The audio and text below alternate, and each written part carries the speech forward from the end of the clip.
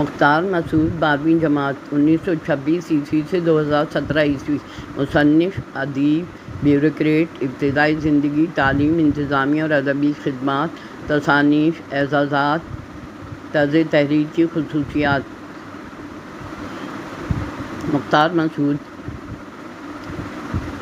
پاکستان کے ممتاز اردو ادیب، بین الاقوامی بیوروکریٹ، سول سروس آفیسر تھے۔ انہوں نے نہ صرف قلم سے اردو ادب کو مالا مال کیا بلکہ ایک بہترین انتظام کار کے طور پر بھی اہم خدمات انجام دی کہ اصل میں ان کی زبان کو بنیادی اہمیت حاصل، فارسی اور اردو ادب کے سے گہرا لگاؤ تھا۔ وہی شان جو صاحب طرز اور صاحب اسلوب نثر نگاروں کی پہچان ہوتی ہے۔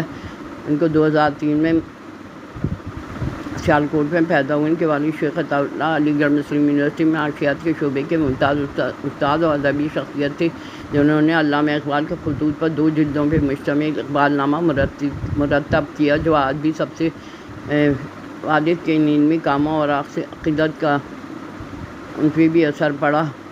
پاکستان سے جذباتی وابستگی رکھتے تھے۔ ابتدائی تعلیم غلام اکبر اسکول علی گڑھ یونیورسٹی سے BA اور MA کیا۔ سول سروس انتظامی خدمات پاکستان ہجرت کے بعد پہلی CSS پاس کر کے سروس کے شعبوں میں خدمات انجام دی۔ لاہور میں مینار پاکستان زیر تعمیر تھا، اس وقت یادگار پاکستان کہا جاتا ہے۔ اس دوران لاہور کے کمشنر بن گئے۔ انہوں نے اس کا نام مینار پاکستان کروا دیا اور تعمیر پر خاص توجہ دی۔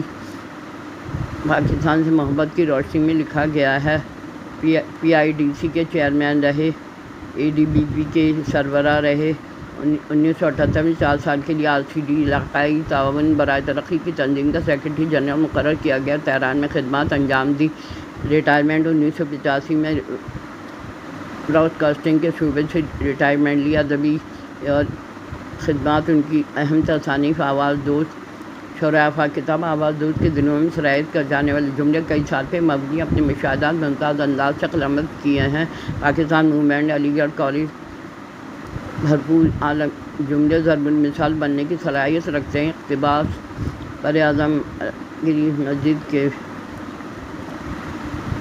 منشدہ،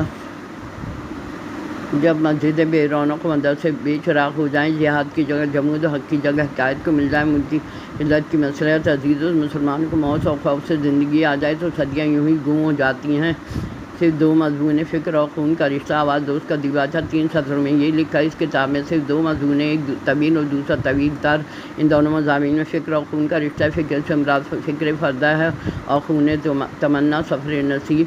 ملکی غیر ملکی سفرناموں کا مرکب، ہر جملے میں معنی کی گہرائی، فکری لطافت موجود ہے۔ لوح ایام ایران کی اسلامی انقلاب ایک چشم دید تحریر ہے۔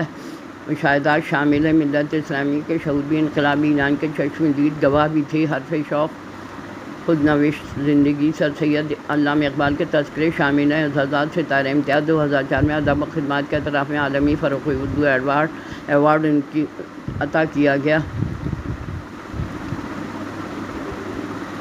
مختار مسعود کے طرز تحریر کی نمایاں خصوصیات: سادہ و دلنشین فکری اور جمالیاتی انداز رکھتی ہیں۔ ان کی تینوں کتابوں کا لفظ ہوتی ہے، جملہ خوبصورتی کا بحر ذخیرہ۔ ان کے اسلوب کی نمایاں خصوصیات: فکری گہرائی، ان کے جملوں میں محض الفاظ نہیں، سوچ اور مشاہدے کے اصول پوشیدہ ہیں۔